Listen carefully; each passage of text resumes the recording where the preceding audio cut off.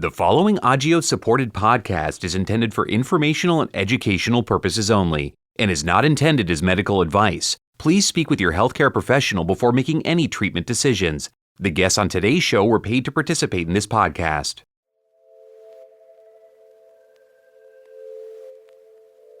Welcome back to Just Listen, Voices of PK Deficiency. I'm your host, Dr. Rachael Grace. Our guests today are the King family, Jennifer and Jerry, and their children, Lily, who's in middle school, and William, who's in elementary school. We're grateful to have them on the podcast today to share their experience as a family affected by pyruvate kinase deficiency, and in particular, the unique challenges of having multiple family members affected by PK deficiency. Jennifer, Jerry, Lily, and William, welcome to today's podcast. Before we get started, I want to just take a moment to let you introduce yourselves if you'd like. I'm Jennifer King. I'm Will. I'm their father, Jerry. I'm Lily. Great. Welcome, everybody. Jennifer and Jerry, could you tell us a little bit about your diagnosis journey with each of your children with PK deficiency? The diagnosis journey, it started with Lillian. When she was born, of course, she had a blood transfusion in the NICU unit for about 7 weeks. Doctors were not sure what the issues were. They finally diagnosed her with spherocytosis, which we found out later was a misdiagnosis. Then when we got pregnant with William, we consulted a genetic doctor about the chances of another child with the same condition. And at that time, we were told just 1% chance. 1 in a million. Yeah, 1% chance that we'd have another child with the same diagnosis of spherocytosis. And when he was born, he ended up being worse off than Lily and needed a double transfusion. And they went back and said, hey, it might be something else. We had to get with a different doctor to figure out exactly what it might be. So it wasn't until William was almost 2, Lily was almost 4, whenever we saw the red blood cell specialist. And she figured out right away, hey, I think this is pyruvate kinase deficiency. Did all the genetic testing and came back with the diagnosis that, that's what it is. So after that, with the other pregnancies that I had, we were, again, worried with diagnosis of the same condition. We were able to get with the right doctors. They knew what it was. They monitored the pregnancies very closely, able to tell if there was any anemia happening while I was carrying them. I think they checked the velocity of the blood flow through the circle of Willis to determine whether or not there was any anemia. And they did tell us, hey, if there is, we could do intrauterine transfusions as needed if possible. But we never had that case. It was just monitoring them. It took a little while for him to diagnose exactly what it was. Mm-hmm. It was definitely the second child is what gave the diagnosis away. It was a surprise for everybody just right then at the minute. It's like they diagnosed it as something else to begin with. Yeah. But after William, we definitely knew it was PKD. Steered it toward that direction. And how did you feel when that diagnosis was finally made when they were 2 and 4? It was actually a relief because you could actually know what to work off of because we didn't know what we were working with. Lily was having opposite. She was having other side effects with it. Yeah, but not at that age. Well, he was right at 4 or 5 years old when she started having problems. She had a little bit of liver enzyme problems. It was a relief, but we were still challenging of not knowing enough information about how to care for them and what the future was going to look like with all the symptoms. So it was still a lot of learning that needed to be done. None of the doctors around here even seen a case of this. Mm-mm. Agios is a biopharmaceutical company that's fueled by connections with patient communities, professionals, partners, and each other. Building on these connections and the company's unmatched leadership in the field of cellular metabolism, Agios is pioneering therapies of genetically defined diseases, a broad group of rare and more common diseases that are typically severe and life-threatening. Near term, Agios is focusing on advancing a clinical pipeline of medicines for hereditary hemolytic anemias. To learn more about PK deficiency, visit knowpkdeficiency.com. That's KNOWPKdeficiency.com.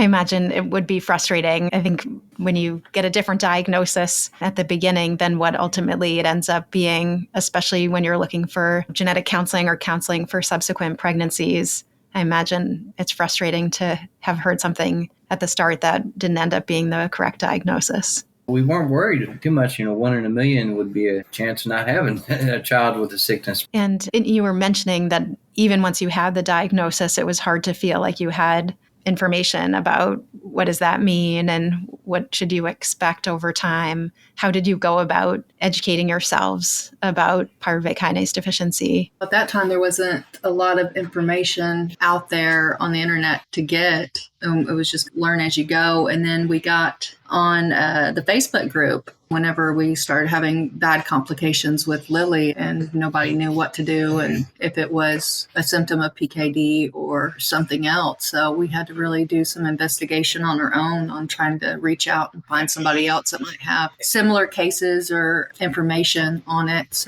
And having a good basic doctor was a big plus. We got lucky. We got very lucky. We had a doctor that was actually interested in seeing the case. And that's what really saved the day because they looked into the information a lot for us.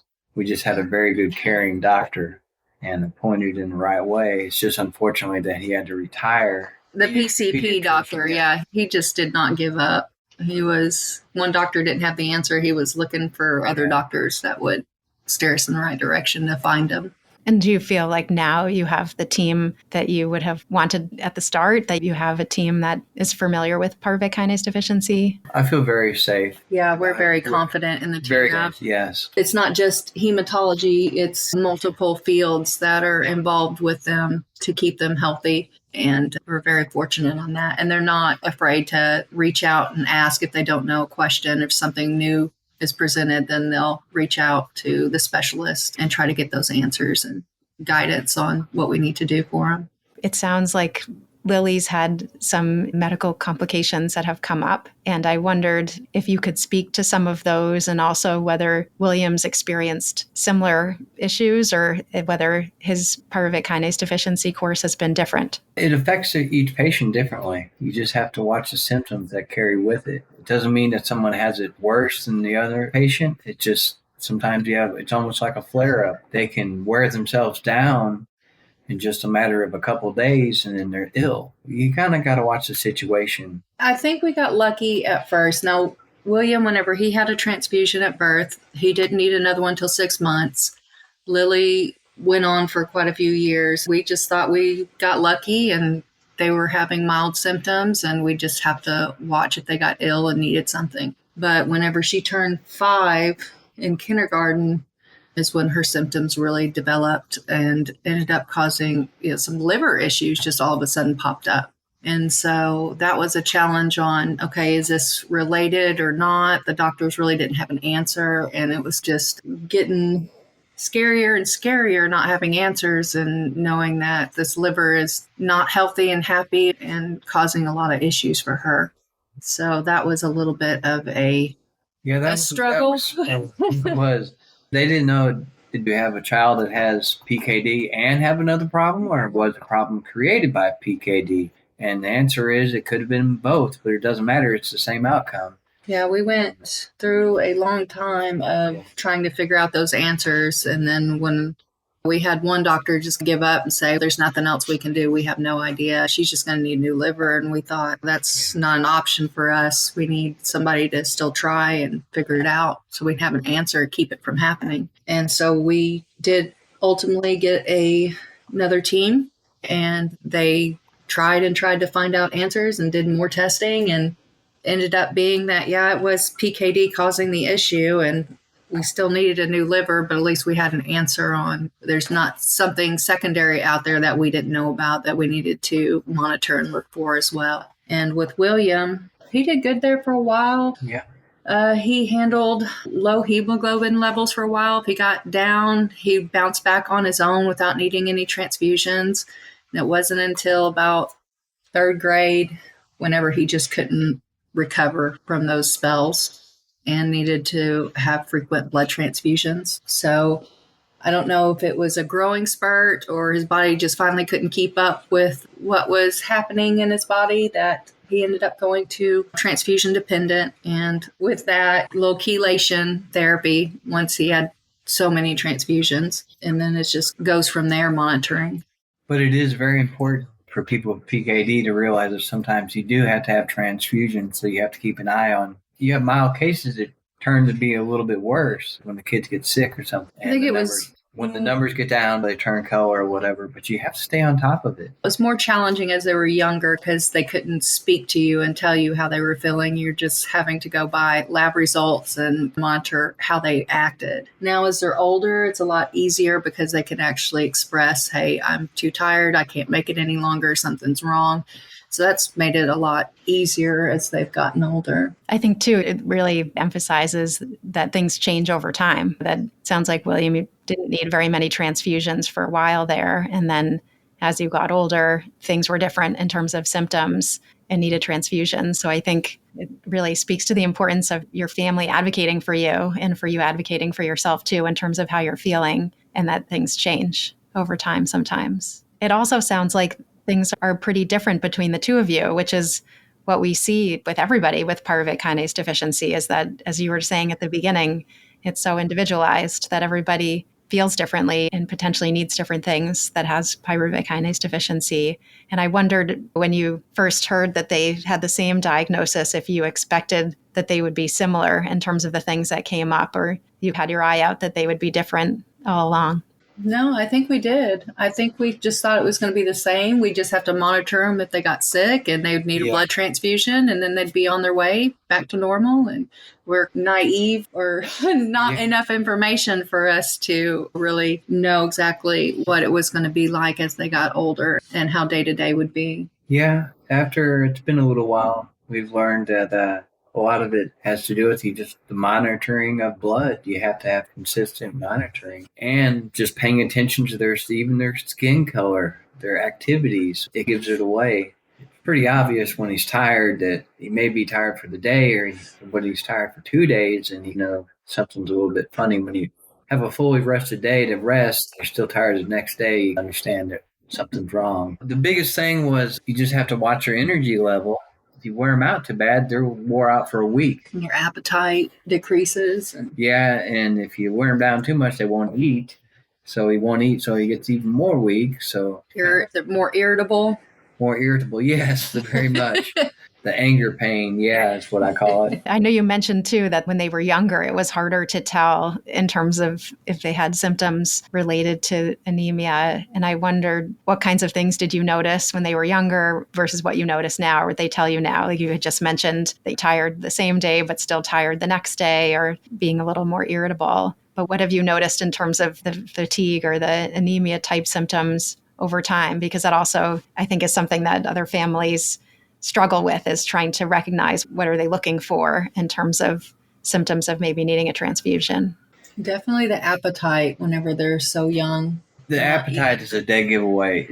Before you need transfusions with the children, they rarely have appetite.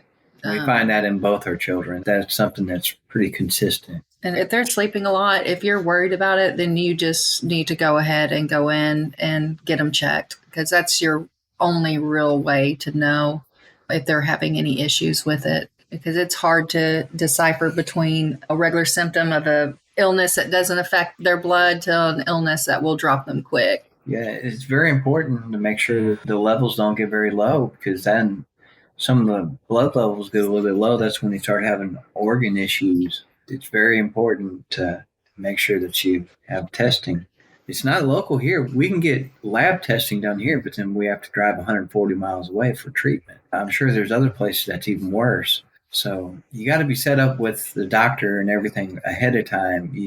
This may be something that a child may be diagnosed with because of another illness they think they have, but this could slip under the radar if it's a mild case. And I believe that's what's happened over all the years, that there's no treatments for it now because there's never been need for it. Everybody just thinks it's regular anemia.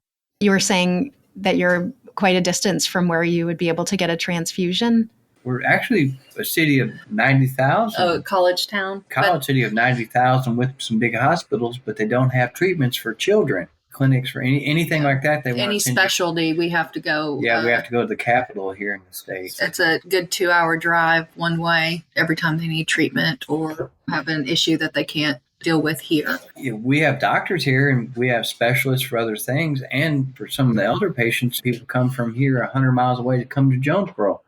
But we just don't have any of the doctors willing to set up for a children's clinic. So it really does mean you have to plan ahead. I don't know what you do if you live somewhere away from other places. I guess you get treatment at your local hospital is what you'd have to do. And I know we talked about a few of the symptoms and issues that have come up. Are there ones in particular that you wished you knew about when you first heard about the diagnosis of pyruvate kinase deficiency that you feel like other families should hear about too? I wish we would have known more about than just transfusion need and spleen or gallbladder. If there was some issue that we would know about, monitor the liver, if we could have got ahead of it. There's so much more information out there, secondary complications from it that we had no idea about. And so having that, I don't know if it would have done any different, but it would have, I think, helped a little bit to be able to monitor for that kind of things. We had a wonderful transplant team, and we spoke with them before and after and still do. But there's a lot of things they're just going by, this is something new. And Everybody's learning as they go. they're learning as they go. That's right. We've been finding out, talking to other people across the country that some of them doctors are not on the same level or ideas as the other doctors. Everything seems to be working out well. There's different ideas about how to treat the problem. So there might be something that works a little bit better, something doesn't work as good. The transfusions seem to be doing very well. No problems, no overload. We've talked to children that had many transfusions. Yeah, William just had overload for probably 6 or 7 months. He was on chelation and then is off of it currently. So we just monitor it. I think that's just one of those things that you're going to go off and on depending on how many transfusions you have, how your body reacts to it. And adults, even if they don't get transfused, can develop iron overload. So it's something that needs regular lifetime monitoring. And many people have to go on and off chelation. And that helps to decrease the iron overload and normalize the levels, and then just needs continued monitoring over time. I think when you have a rare diagnosis and then have a rare complication of that diagnosis, it makes it hard for any provider to feel super knowledgeable, and potentially families too to feel very knowledgeable. And I think that's probably where your family was or has been in terms of Lily's liver and finding an excellent team, but that there's really nobody who has seen, I think, lots of people who've had severe liver problems related to pyruvate kinase deficiency. I wonder if we could turn it over to Lily and William. If you both feel like talking, I wondered if I could ask each of you how it feels to have a sibling who has pyruvate kinase deficiency. And when you go for checkups, like at the hematologist, do you go together or you go at different times? Some months we do, and some months we don't. Lately, he has been going with us every month, but he has not been getting a transfusion every month, like every other month. Yeah, so they started doing, instead of 1 unit, 2 units. It's lasting 6 to 8 weeks now. Hey, he's lasting 6-8 weeks. About 6 weeks, he's ready for another one, but we try and stretch it to 8. William and Lily, how did you learn about pyruvate kinase deficiency? As Mom had stated before, there was a doctor that pointed it out to us and said, hey, I don't think that's what you were diagnosed with before. I think it's this. And from then on, since we tested positive for it, that's when we knew that's what we had. And so did your parents mostly talk to you about what does it mean to have that diagnosis, or you learned about it since you were young? I have learned a lot about it through Agios and the studies that I have learned. I've also seen and heard about some of the studies that you've done on it. So it sounds like you've been doing your own work in terms of learning about pyruvate kinase deficiency too. Do you read about it, or do you go onto websites? Do you connect with people? I read a little bit about it. There isn't too much about it, but I know I've learned a lot. Me and William both have learned a lot through Agios and thrives about talking to other people with the same condition. Have you met other people with pyruvate kinase deficiency besides each other? Yes. There's quite a few people that we've gotten to meet over the meetings and gatherings that we've been invited to. Yeah, in the last couple of years. Yeah. Yep. And has that been helpful to you? I think it has for me. I don't know about William, but I do enjoy having somebody that knows what we're going through and what it's like. Do you find that you connect with each other outside of those patient meetings too? Yes, there's actually a couple of people that I still keep on contact with, kids that I still talk to. That's great. And what kinds of things do you share with each other? I think most of the time we end up playing video games or something. That's nice. It's wonderful to have that connection and that shared experience. I think we both enjoy having somebody that understands what we're going through and is with us through that. Sometimes as you get older, you become more of a presence in your visits, where your parents often do a lot of the talking. And then as you get older, you start to do more of the talking, and it becomes more an appointment from your perspective. Have you found that to be true at your appointments over time, that the doctors are asking you questions or you're bringing up things that you want to talk about? I have. I do think that's very true. And how have you felt about that? I feel like it does help because I know how I'm feeling, and I know whenever I'm not feeling well, so I can get the care that I need. That's great. I think it is such an important thing too, because I think your parents were saying as you've gotten older, you're able to tell them about how you're feeling. And I think that's so important at your medical visits too, for your providers to hear about how you're feeling from your perspective, that it's harder for everybody else to know by just observing you. And the best way is by hearing everything from your perspective. Yeah, I think she takes more control now of her visits, especially of what she's tolerating, what she's not going to tolerate, especially when it comes to new nurses that don't really know her compared to the nurses that have been with her entire life. She's got a rule of 3 strikes and you're out when it comes to setting IVs or anything like that, and getting a plan ahead to call her buddies on the IV team to come help out if she's not confident in the nurse that's there and has tried and just can't get it done. It sounds like you're a wonderful self-advocate. I think that's incredibly important for parents when their children are young to advocate for their children. And then as you get older, to be able to do it for yourself. It's something that's so hard to do, but so important. And I think the medical providers that see you really like that. They want to know what your preferences are and really benefit from hearing that from you. Before we finish, whether there is anything that you wish to share that you think would be helpful to other families who have children with pyruvate kinase deficiency, or would be helpful to other children who have pyruvate kinase deficiency. I'd like them to know that there is no exact same case and that you can do the same things as everyone else. It just might take you a little longer. Yeah, and to reach out to Facebook groups for information. If your doctor seems very limited on what they have, you can help them out by reaching out to other people with the condition that might have the same symptoms or. Yeah, that seems to be the only way we truly learned, was reaching out to other patients, because we learned so much from other people. Some of the things I heard other people say, I couldn't believe, because they were just so much more advanced with the treatments they were doing versus what we have here. It's a good experience to speak with the other parents of the other children. We learned so much from the other people.